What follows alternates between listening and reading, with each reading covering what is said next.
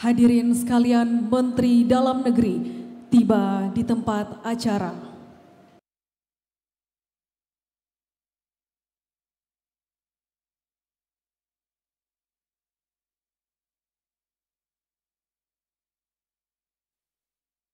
Mohon perhatian, pelantikan segera dimulai. Hadirin dimohon berdiri. Menyanyikan lagu kebangsaan Indonesia Raya.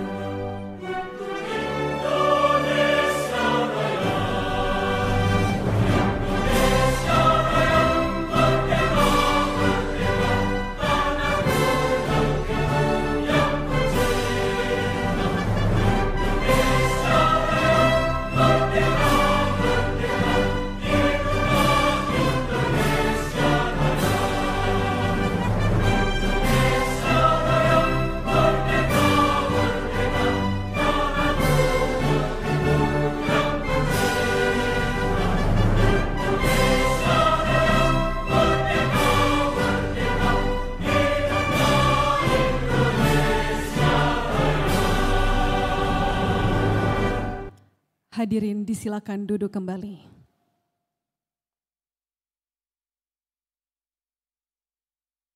Upacara pelantikan penjabat Gubernur Nusa Tenggara Timur dimulai. Pembacaan keputusan Presiden Republik Indonesia. Keputusan Presiden Republik Indonesia nomor 98/P tahun 2024 tentang perpanjangan masa jabatan, pemberhentian, dan pengangkatan penjabat gubernur. Dengan rahmat Tuhan Yang Maha Esa, Presiden Republik Indonesia menimbang dan seterusnya, mengingat dan seterusnya, memutuskan menetapkan keputusan Presiden tentang perpanjangan masa jabatan, pemberhentian, dan pengangkatan penjabat gubernur. Kesatu dan seterusnya. Kedua, memberhentikan dengan hormat Ayodhya GL Kalake, SH MDC, sebagai penjabat Gubernur Nusa Tenggara Timur, terhitung sejak saat pelantikan penjabat Gubernur Nusa Tenggara Timur yang baru. Ketiga, mengangkat Dr. Andriko Noto Susanto, SP MP, sebagai penjabat Gubernur Nusa Tenggara Timur, terhitung sejak saat pelantikan, dengan masa jabatan paling lama 1 tahun. Keempat, pelaksanaan lebih lanjut keputusan Presiden ini dilakukan oleh Menteri Dalam Negeri. Kelima, keputusan Presiden ini mulai berlaku pada tanggal ditetapkan di Jakarta pada tanggal 4 September 2024. Presiden Republik Indonesia tertanda Joko Widodo. Pembacaan selesai. Persiapan pelantikan.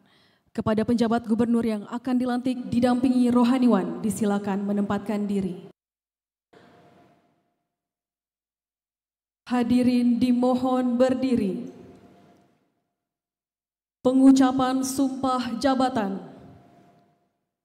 Bismillahirrahmanirrahim. Sebelum mengucapkan sumpah berkenaan dengan pengesahan pengangkatan sebagai penjabat gubernur, terlebih dahulu saya akan bertanya, bersediakah saudara mengucap sumpah menurut agama Islam? Bersedia. Ikuti kata-kata saya. Demi Allah saya bersumpah. Demi Allah saya bersumpah. Akan memenuhi kewajiban saya. akan memenuhi kewajiban saya sebagai penjabat Gubernur Nusa Tenggara Timur sebagai penjabat Gubernur Nusa Tenggara Timur dengan sebaik-baiknya dengan sebaik-baiknya dan seadil-adilnya, dan seadil-adilnya, memegang teguh Undang-Undang Dasar Negara Republik Indonesia Undang-Undang Dasar Negara Republik Indonesia tahun 1945 tahun 1945 dan menjalankan segala undang-undang dan peraturannya dengan seluruh-seluruhnya serta berbakti kepada masyarakat, bangsa dan negara. Rohaniwan disilakan kembali ke tempat. Penandatanganan berita acara pengucapan sumpah jabatan dan fakta integritas diawali oleh Penjabat Gubernur Nusa Tenggara Timur.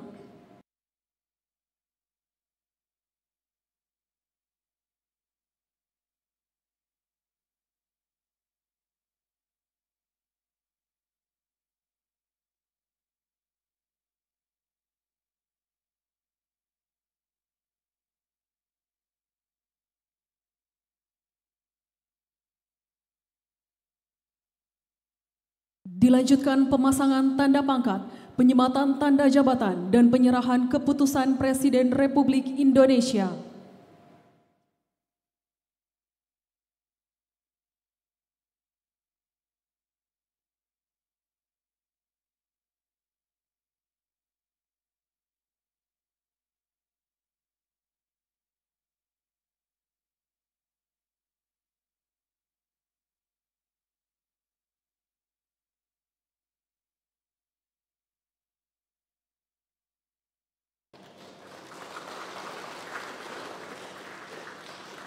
Kata-kata pelantikan. Dengan mengucapkan syukur kepada Tuhan Yang Maha Kuasa Allah Subhanahu wa Ta'ala atas rahmat dan taufiknya pada hari ini Jumat tanggal 6 September 2024. Saya Menteri Dalam Negeri atas nama Presiden Republik Indonesia dengan resmi melantik Saudara Dr. Andriko Noto Susanto sebagai penjabat Gubernur Nusa Tenggara Timur. Berdasarkan keputusan Presiden Republik Indonesia nomor 98/P tahun 2024 tanggal 4 September 2024 tentang perpanjangan masa jabatan, pemberhentian, dan pengangkatan penjabat gubernur. Saya percaya bahwa saudara akan melaksanakan tugas dengan sebaik-baiknya sesuai tanggung jawab diberikan. Atas nama Presiden Republik Indonesia, Menteri Dalam Negeri Muhammad Tito Karnavian. Selesai. Kepada penjabat yang baru dilantik dan hadirin disilakan duduk kembali. Sambutan Menteri Dalam Negeri. Bismillahirrahmanirrahim. Assalamualaikum warahmatullahi wabarakatuh. Shalom, salam sejahtera untuk kita semua. Om Swastiastu, Namo Buddhaya, salam kebajikan. Yang saya hormati kolega saya, Pak Arief Prastio, Kepala Badan Pangan Nasional. Terima kasih hadir langsung di sini beserta segenap rekan-rekan jajaran dari Badan Pangan Nasional. Kemudian yang saya hormati Bapak Penjabat Gubernur Nusa Tenggara Timur periode 2023-2024 Pak Ayodhya Kalaki beserta Ibu. Makasih meluangkan waktu juga. Kemudian penjabat gubernur yang baru saja dilantik Bapak Dr. Andriko Noto Susanto beserta Ibu Nyonya Santi dan Andriko Noto Susanto. Rekan-rekan Porkompinda, ada Pak Awi juga di sini. Porkompinda, NTT dan semua rekan-rekan yang berasal dari Nusa Tenggara Timur yang mohon maaf mungkin saya tidak bisa sebutkan. Ada yang kenal, ada yang belum kenal gitu. Demikian juga penjabat Wali Kota Kupang yang juga hadir, serta rekan-rekan tamu-tamu dan sekalian berbahagia. Pada hari ini Jumat, mudah-mudahan hari baik kita melaksanakan baru saja pelantikan penjabat Gubernur Nusa Tenggara Timur, yaitu Pak Dr. Andriko Noto Susanto. Jadi pergantian pejabat di NTT ini di-trigger karena adanya Bapak Ayodia, penjabat yang lama. Beliau bersyukur mendapatkan jabatan yang lain. Beliau adalah Sesmenko Marinvest, tapi kita sudah melakukan diskusi, ya ternyata beliau diberi percayaan baru nanti menjadi duta besar Indonesia di Kanada. Ya. Tadi kami ngobrol-ngobrol tadi Pak, tadi saya menyerahkan 5 kepres juga tadi, pagi tadi kepada pejabat gubernur yang diperpanjang.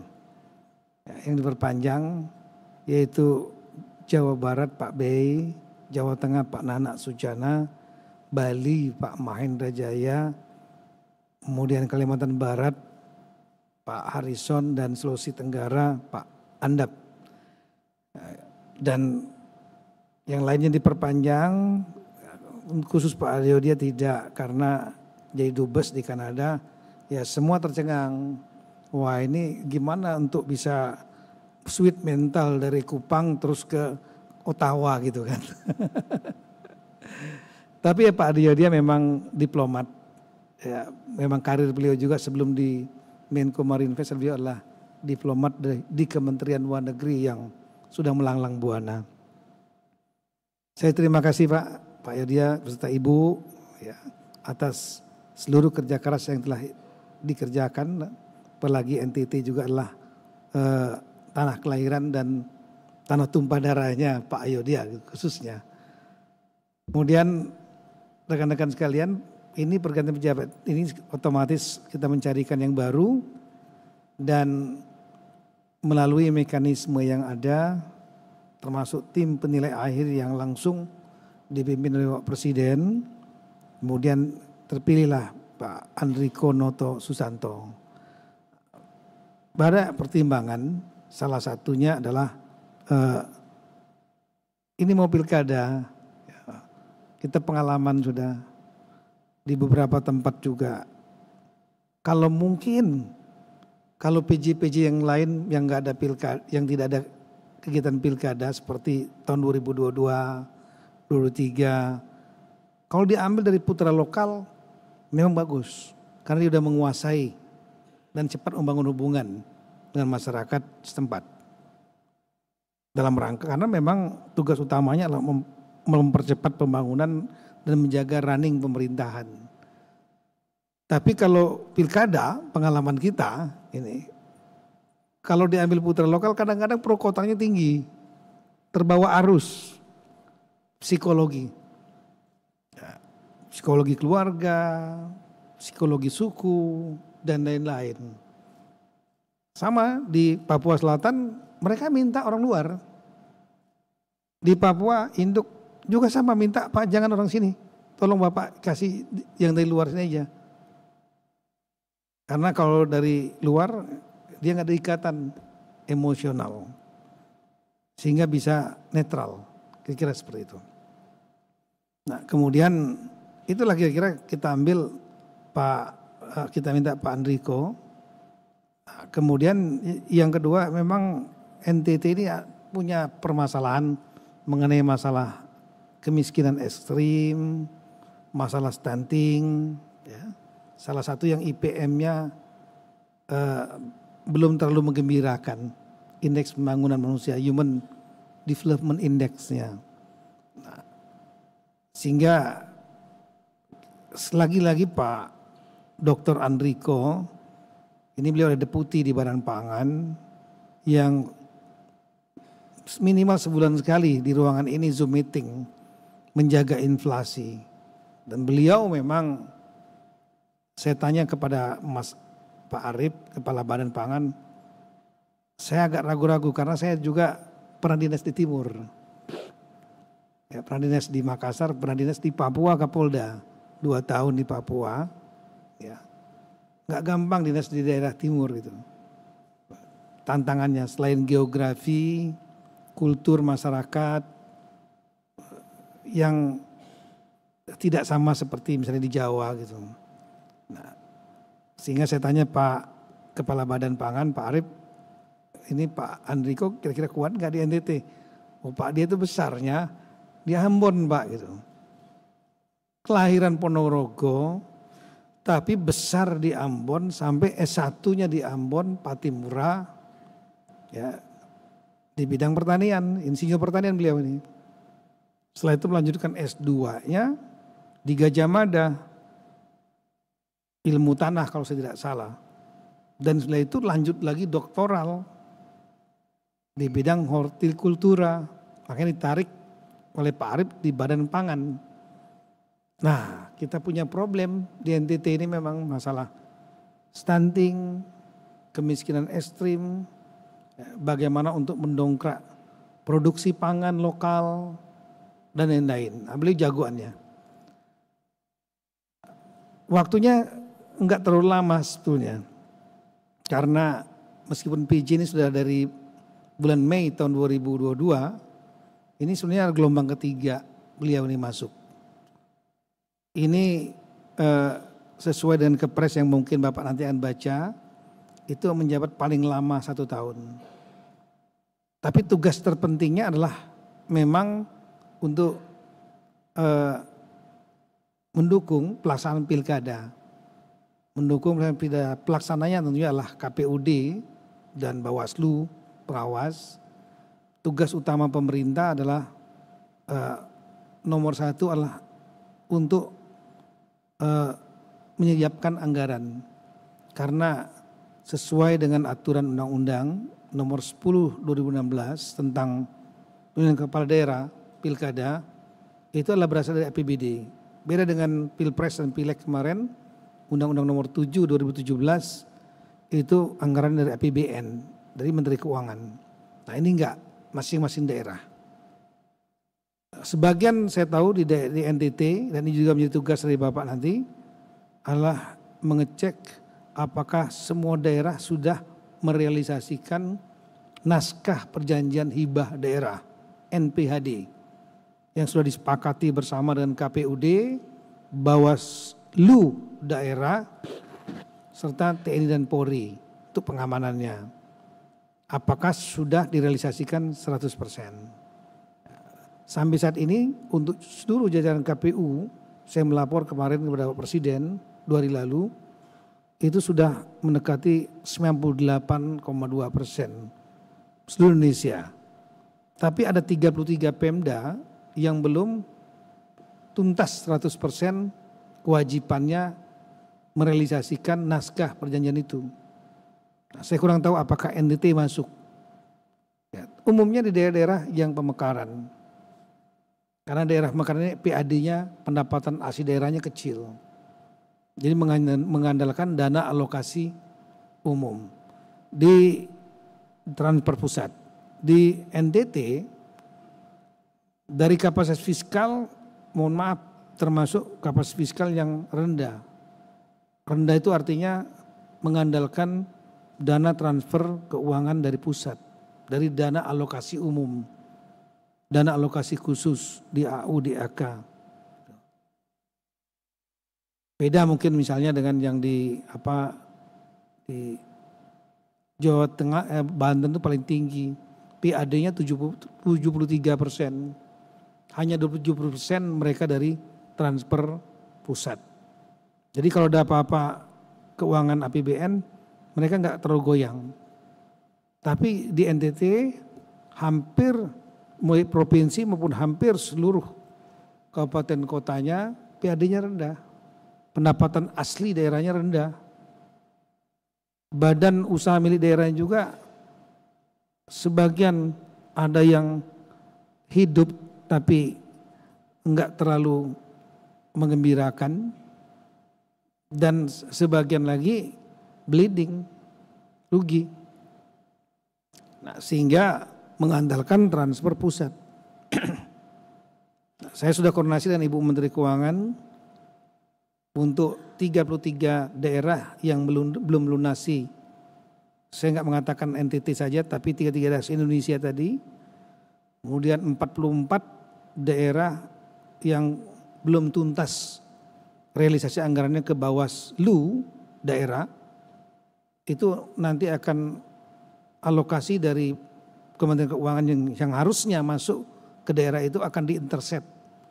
Kurangnya berapa untuk KPU dan Bawaslu, dan setelah itu diintercept, dimasukkan, diambil dan kemudian dimasukkan langsung ke rekening KPU Bawaslu.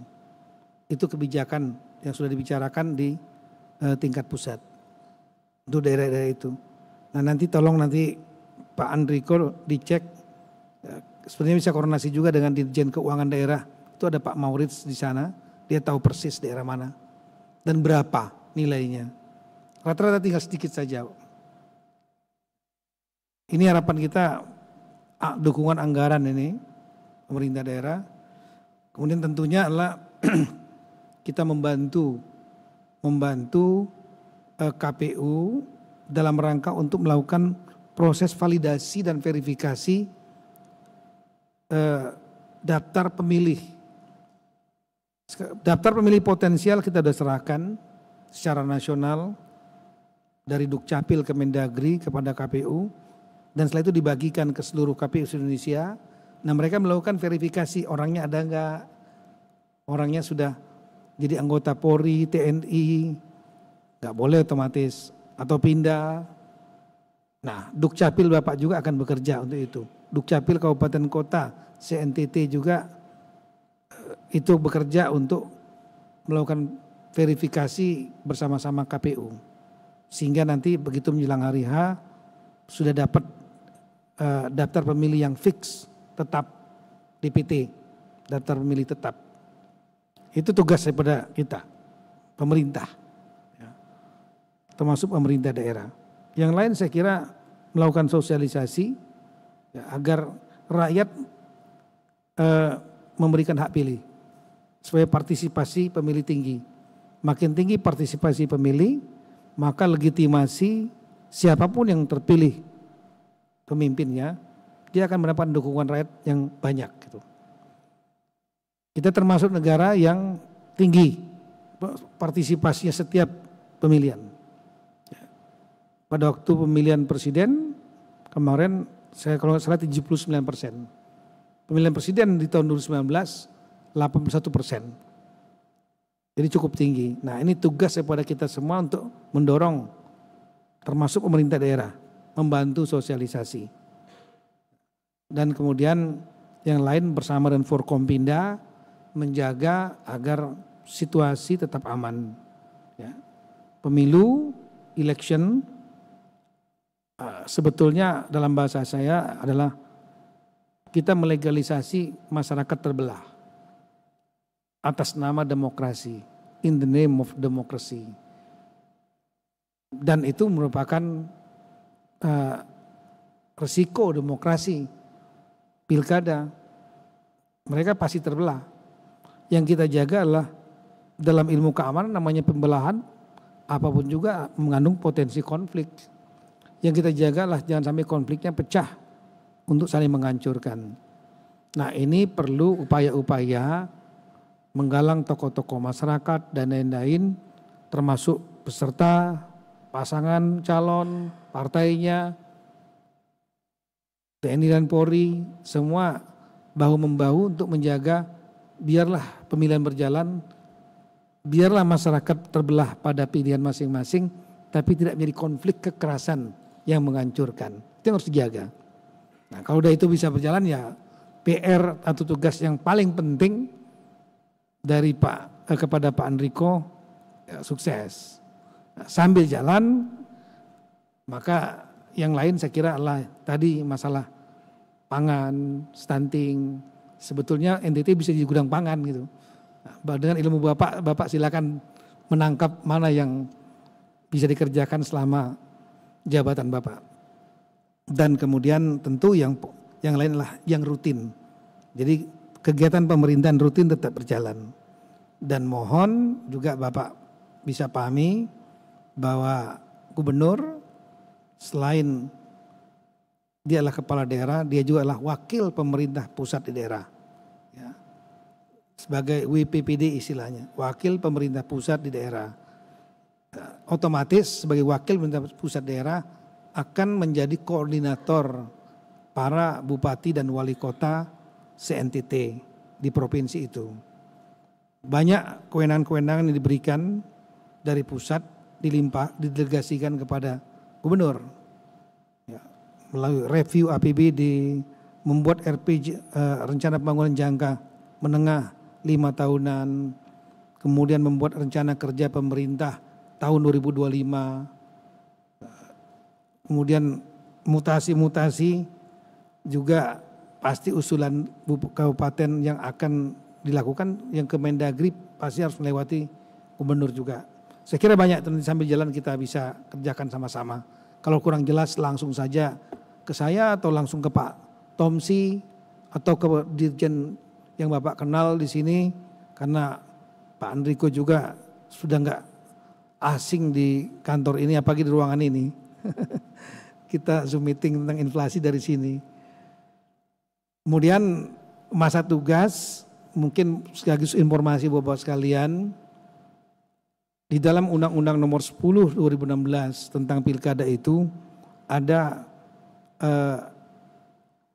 amanat, yaitu adanya pelantikan serentak, bukan hanya pilkada serentak, tapi pelantikan serentak. Artinya hasil pilkada akan dilantik secara serentak. Nah, saya sudah diskusi triparti dengan KPU dan pemerintah serta DPR, dan sudah dibuatkan perpresnya oleh Presiden lebih kurang 4 minggu lalu. Itu yang bisa dilakukan pelantikan serentak itu hanya sekali saja, yaitu yang tidak ada sengketa. Dari hasil exercise dengan Bawaslu, kita tahu bahwa 27 November itu adalah hari pemungutan suara.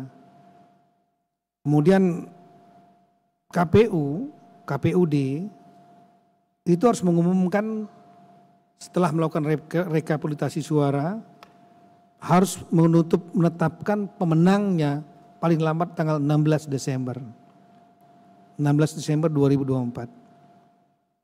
Setelah diumumkan pemenangnya, maka tentu diberikan hak kepada lawan yang kalah untuk melakukan gugatan ke MK. Dan MK diberikan waktu 3 hari untuk menerima gugatan. Dan kami sudah koordinasi MK menggunakan, karena undang-undang enggak menyatakan 3 hari itu 3 hari kalender atau 3 hari kerja. Kalau kalender berarti Sabtu Minggu diundang, termasuk, hari libur termasuk. Kalau 3 hari kerja, hari libur enggak termasuk. Mereka mengambil posisi 3 hari kerja. Jadi Sabtu Minggu enggak masuk. Setelah 3 hari, orang daftar, gugat, diberikan waktu lagi oleh MK untuk memperbaiki kekurangan 5 hari. 5 harinya 5 hari kerja lagi. Saya hitung, kita semua dengan Bawaslu hitung, ini tanggal 16 itu pengumuman Desember. Tambah 3 hari dan 5 hari kerja, 8 hari kerja. Ini tanggal 24 mungkin itu sudah cuti bersama untuk Natal sampai dengan tahun baru. Sehingga MK baru bisa merekap gugatan awal Januari. Dan setelah awal Januari baru kemudian diserahkan kepada KPU agar KPU memahami ini daerah yang ada gugatan, yang ini enggak ada gugatan sengketa. Kira-kira begitu. Sehingga KPU udah bisa merekap yang mana saja daerah yang tanpa ada gugatan sengketa itu awal Januari. Dan setelah itu KPUD-nya akan menyerahkan kepada DPRD. DPRD diberikan waktu 5 hari. 5 hari untuk melakukan pleno dan kemudian mengajukan usulan kalau untuk gubernur kepada presiden, kepres melalui Mendagri. Untuk bupati wali kota, untuk penerbitan SK surat keputusan Mendagri melalui gubernur.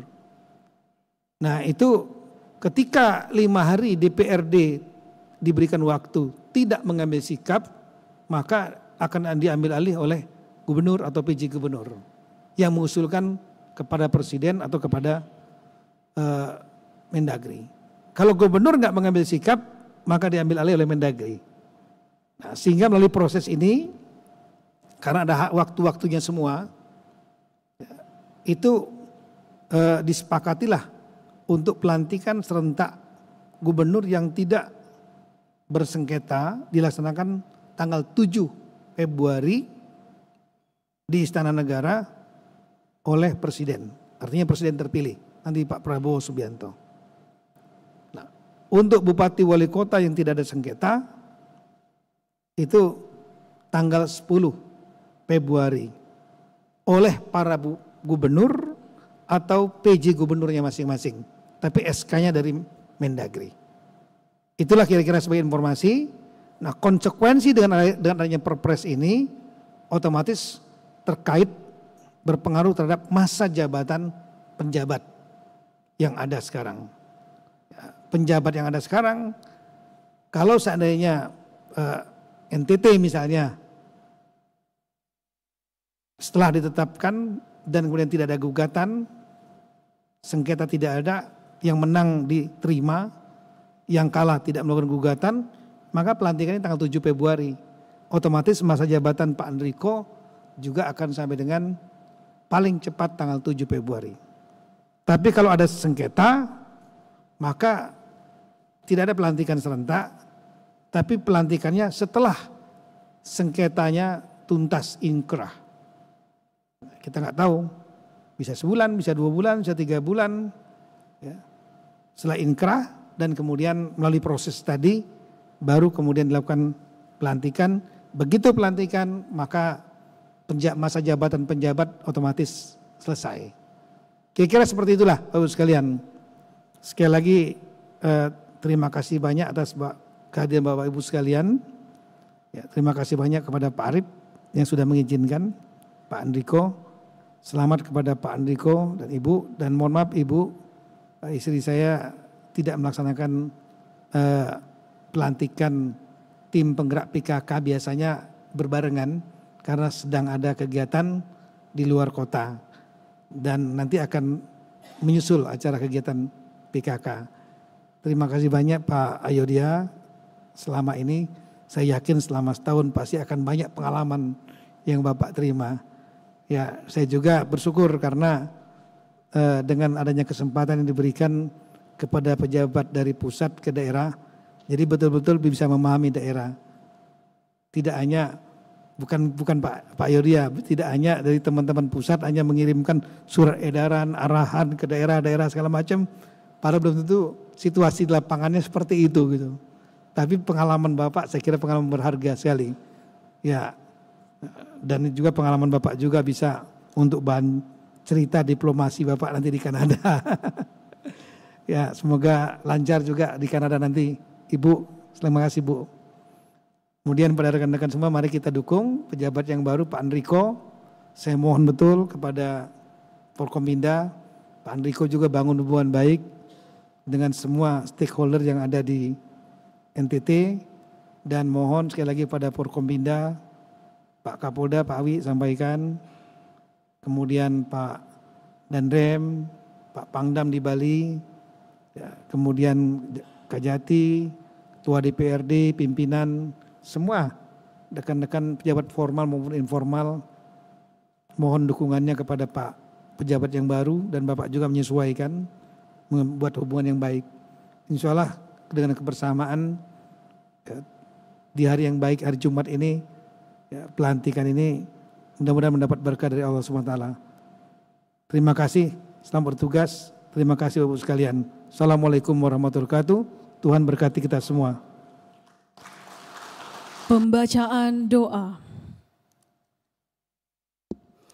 Bismillahirrahmanirrahim. Alhamdulillahi Rabbil Alamin. Hamdan yuafi ni'amahu wa yukafi mazidah.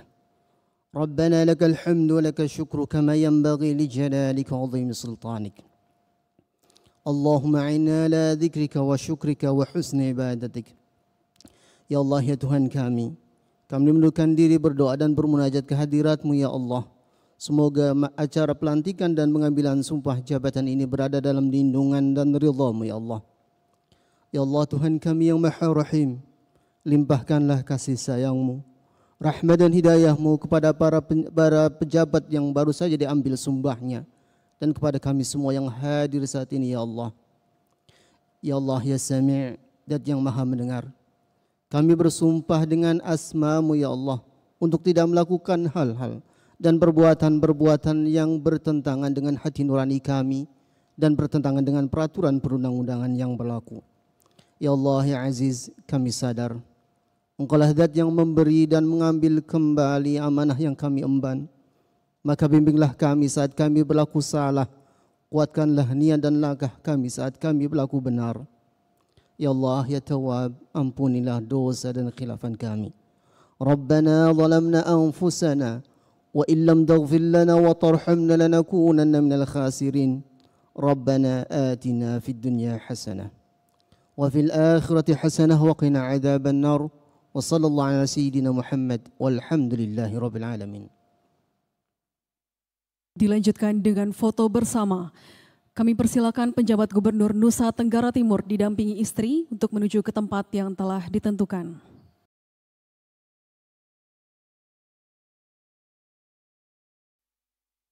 Berkenan Menteri Dalam Negeri dan Kepala Badan Pangan Nasional untuk melakukan foto bersama.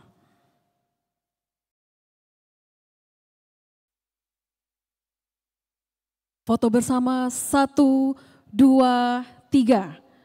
Sekali lagi dengan tangan mengepal. 1, 2, 3. Berikutnya kami mengundang Bapak Ayodia Kalake beserta istri untuk dapat bergabung dalam foto bersama.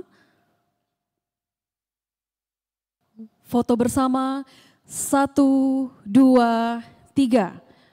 Sekali lagi dengan tangan mengepal.